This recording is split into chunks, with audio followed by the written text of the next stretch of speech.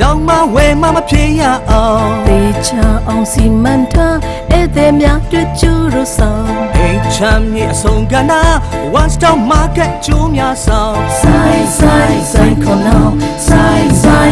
ခေါ်နော နောက်တစ်ယောက်ကတော့ချိန်တော့ကလည်း drama တယောက်အနေနဲ့နေခဲ့တယ်ပြီးတော့ပညာရှင်တယောက်လည်းအခုရပ်တည်နေတာပေါ့နော်အဲ့တော့ music နဲ့ပတ်သက်တဲ့ YouTube လေးတွေနဲ့ပြောပြပေးပါဦးဟုတ်ကဲ့မင်္ဂလာပါကျွန်တော်ကတော့ဖိုးစော်ကောင်းပိုင်းပါကောင်းပိုင်းဆွေးရဲ့ founder လေးဖြစ်ပါတယ်အခုကျွန်တော် ADB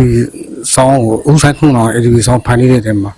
music producer အနေနဲ့ရော missing ဆိုတဲ့လူတစ်ယောက်အနေနဲ့ပါဝင်ဖြစ်ပါတယ်ဒီတချင်းရဲ့ထူးခြားချက်ကတော့ဆိုင်းခွန်တော်ဆိုတဲ့ဟာနဲ့ရှမ်းတို့နဲ့တွေ့ရတန်တော့ကြတော့လေ